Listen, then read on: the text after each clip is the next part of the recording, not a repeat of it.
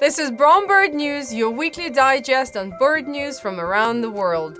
Today I'll talk about Florida protecting shoreline birds, the Christmas bird count turns 116, birds that sound like power tools, and the friendliest vampire in the world. And something new this episode, I'll bring you on location to witness the migration of thousands of snow geese.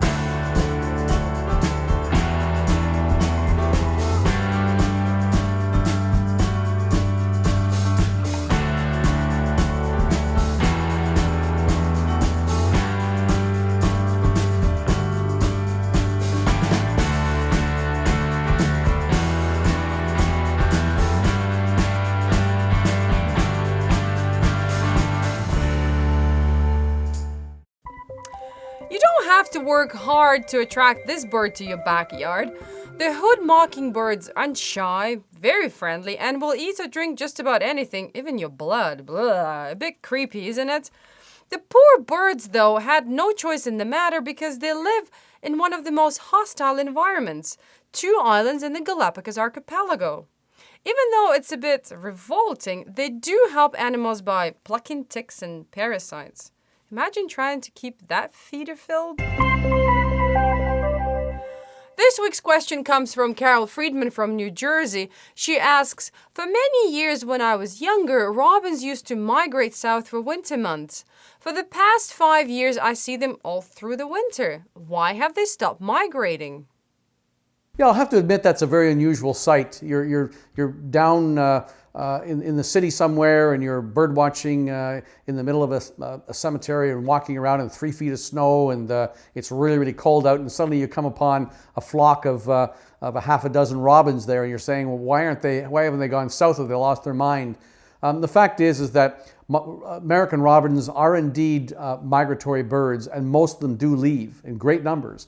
But the odd ones seem to stick around. Almost every year on the Christmas bird count in downtown Montreal, I and my friends saw the odd American robin up there in the cemetery, for example.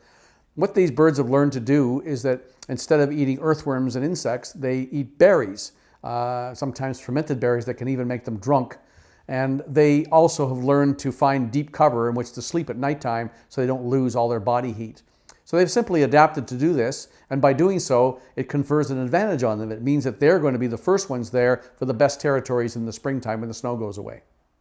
If you have a question for Dr. Bird, please write to him at askdrbird@bromebirdcare.com. For this part of the show, I'd like to try something new and bring you with me on location.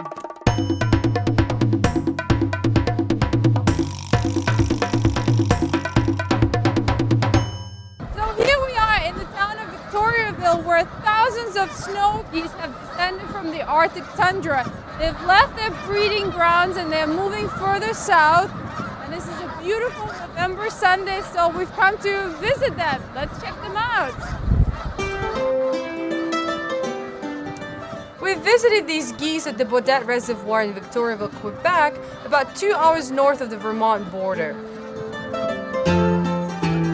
Snow geese spend about half their lives traveling, breeding in the far north during summer and heading as far south as Mexico for the winter.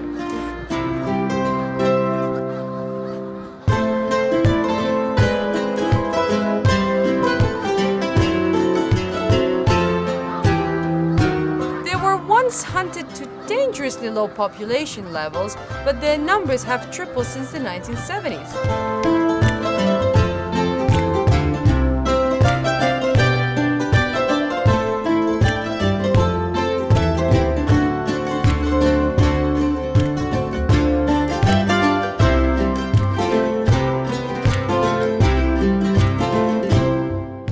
Well, what do you think about that? Did you enjoy our location shoot? Let us know if you want to see more.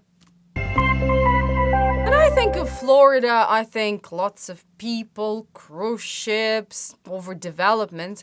So it's really encouraging when I find stories about the government getting involved in conservation. The Florida Fish and Wildlife Conservation Commission has decided to restrict access to a sandbar located close to Marco Island and Cape Romano. The sandbar is a nesting ground for Wilson's plovers, least terns, black skimmers, and other shoreline birds. It is also extremely popular for ecotours and sunseekers. The Commission is worried that birds don't have enough open space to nest, so the sandbar will be closed from March 31st to August 31st and is designated a critical wildlife area. Uh-oh, I better check that out. But what's going on? Not only does it sound like a chainsaw, the Superb Lyrebird is the smoky bear of Australia. This incredible bird is capable of mimicking, almost anything, and it plays a vital role in natural forest management. By churning up the forest floor looking for worms and grubs, they clean up so much forest fires have a much harder time spreading. To see more of what these birds are capable of, follow the link in the video description. The Christmas bird count turns 116 this year. This is North America's oldest bird count. It runs between December 14th and January 5th. Groups are organized regionally.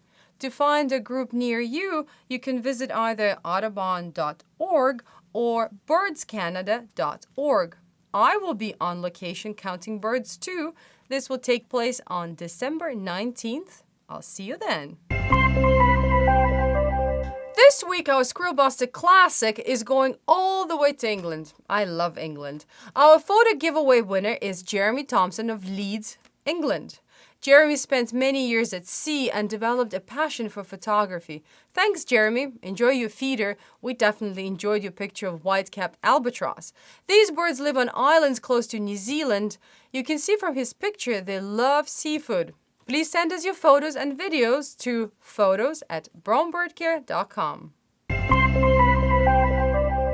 That's it for this week. Remember, we're still doing our Christmas giveaway. Share an episode of BBN on Facebook with a hashtag BromeBirdNews, and you will be automatically entered to win one of our Christmas special prizes. I wish you lots of luck and have a fabulous week.